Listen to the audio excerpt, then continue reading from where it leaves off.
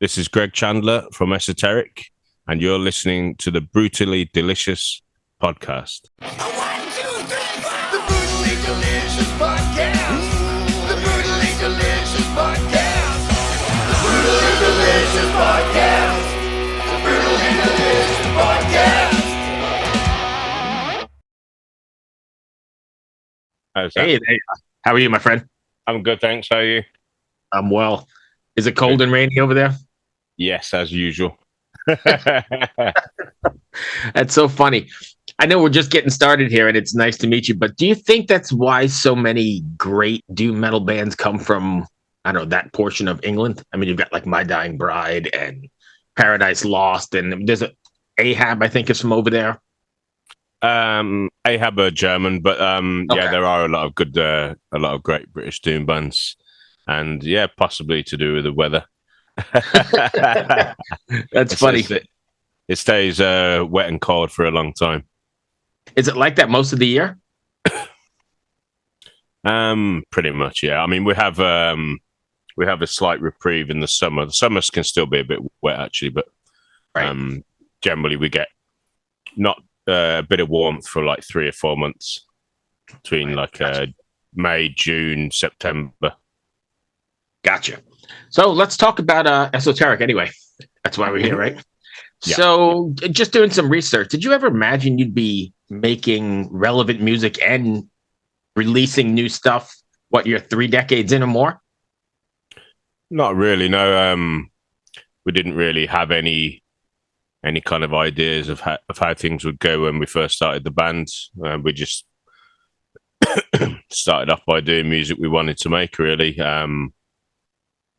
We didn't kind of foresee ourselves as having any kind of success, and that wasn't really important to us either. I mean, we knew the music that we were doing was always going to be very niche and kind of underground. So, But were you surprised then when it kind of caught on, even to that small amount of core followers?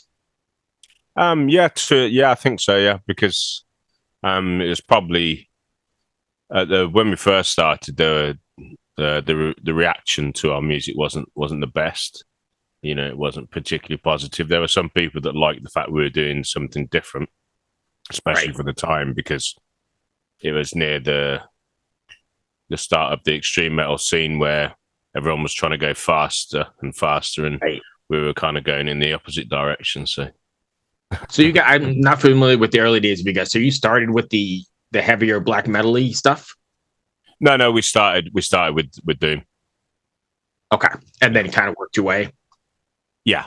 Yeah. I mean, we always had the odd snippet of a fast bit in our songs here and there, but it was pretty much slow throughout. Because I think going back and listening from my end, I definitely pick up elements of black metal in there, or like you said, maybe just extreme metal. Yeah. There's always been elements of different genres in our sound, like death metal, black metal, industrial. Some elements of post rock and ambient and psychedelic music as well. Can I ask you a question? This has nothing to do with esoteric, but this term comes up a lot. I'm curious. What the heck is post rock? Post rock, I hear post metal, I don't understand what that means. It's post. Yeah. Well, I don't really understand what the genre means as such. I just see it being attributed. For me, genres aren't particularly important. They're just like a very quick way to describe a band to someone that's never heard them. Gotcha. Okay. So going back to. Oh, sorry. Go ahead. Sorry. I attribute post rock to bands like Godspeed You Black Emperor, stuff like that. Yeah. Gotcha. Okay.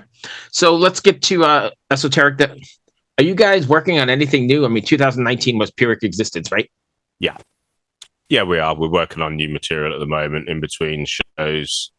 Actually, after the summer, we're going to be doing no shows for the rest of the year, or at least we're not planning on doing any more shows for the rest of the year, so that we can just knuckle down and work more solidly on new material, because it's quite difficult to be doing tours and rehearsing for gigs, as well as spending a lot of time on rehearsing new songs and writing. So we're going to take a bit of a break from live shows to just write for a while. So have you guys been writing all along, and then you're going to assemble the ideas later on in the studio, or are you just going to get together with the intent to just write? Basically, we have been writing as things have gone.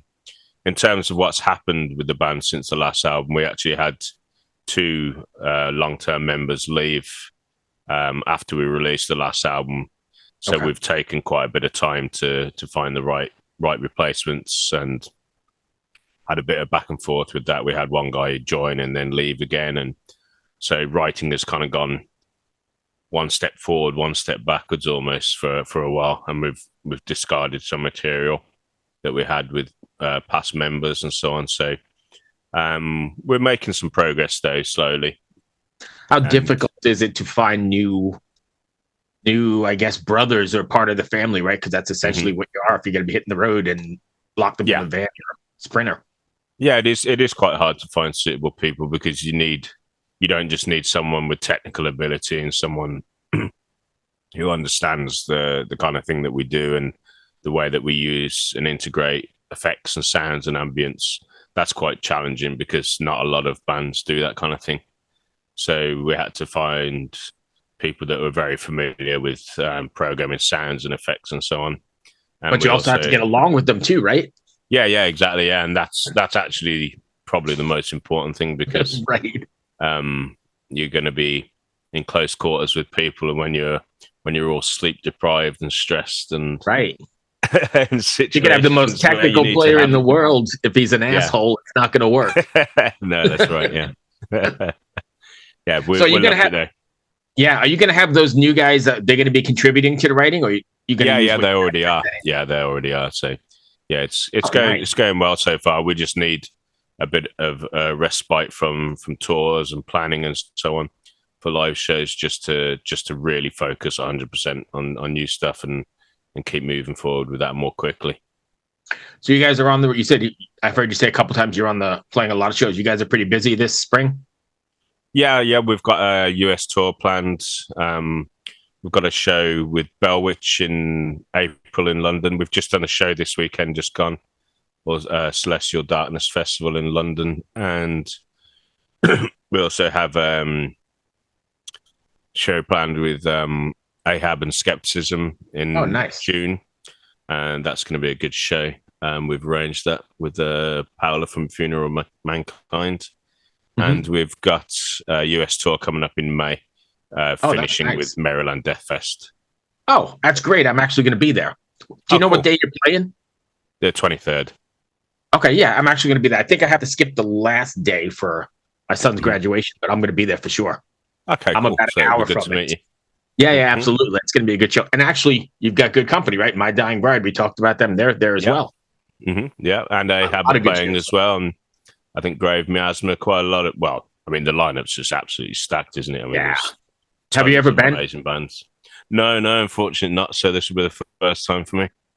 I feel ashamed. I live an hour away, and every year I say I'm going to go. I even bought tickets a couple times, and then life happens, and I just don't get there. But yeah, this year I've kind of zoned in and said, all right, these first few days, I'm definitely going up there, and then we'll go, take it off from there.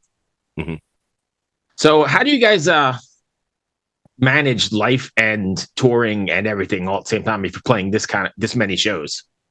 It's got to be tough, right? I mean, we're not doing a huge amount of shows compared to some bands who are earning any kind of income from what they do.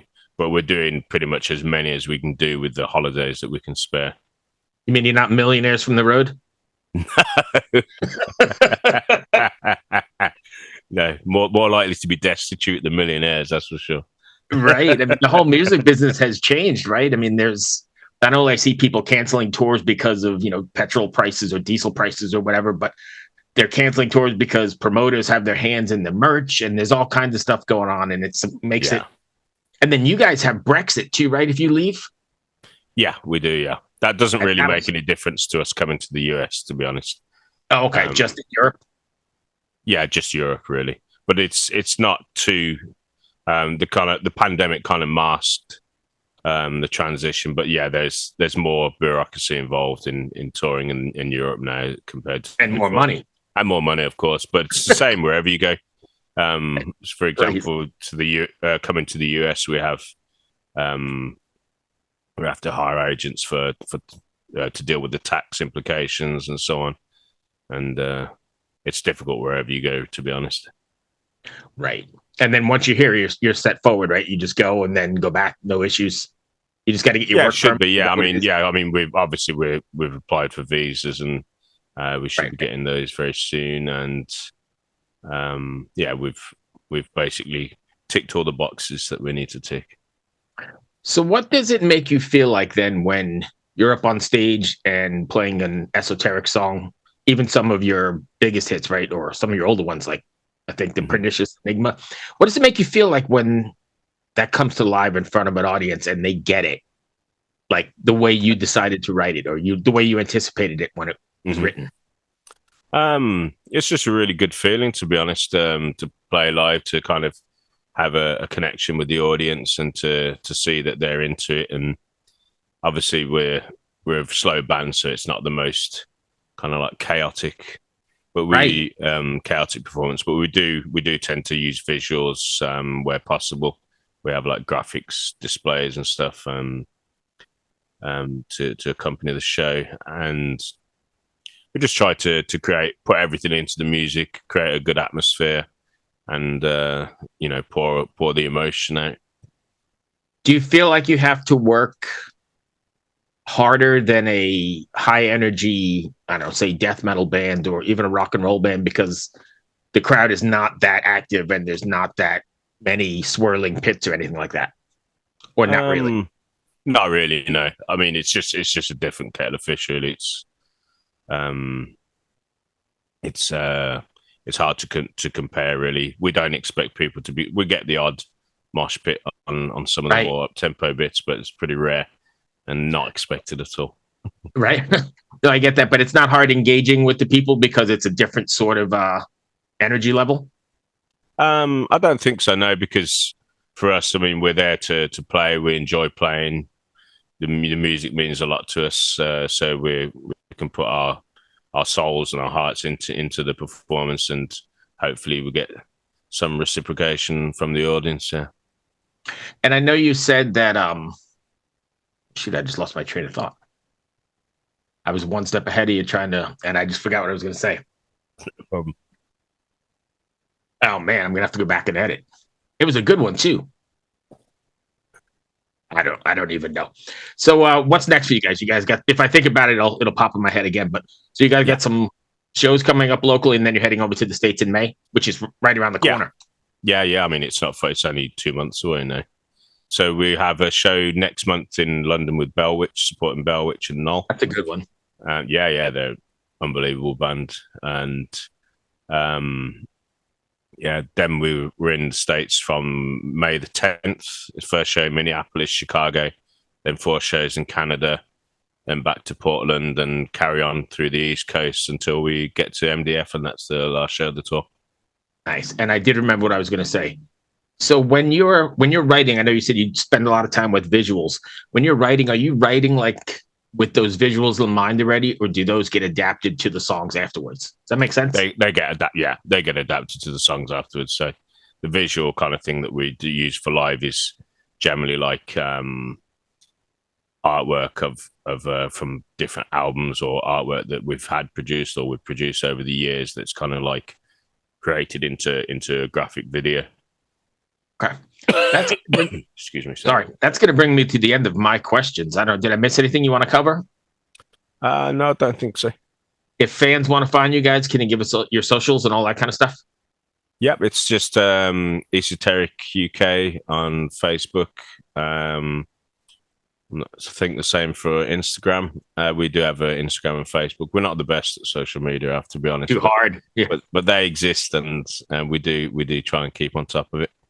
And we have our own website, www.esotericuk.net, and you can generally, that's pretty much up to date with merchandise we have available, live shows coming up, and all manner of audio and so on.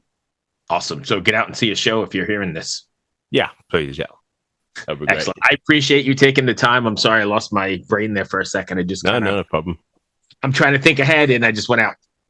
Give me one. Hey, I'm glad we got to get this done. It was nice meeting you, and I'm going to try and thank catch you. up with Sorry you for the other day with the confusion with the time difference.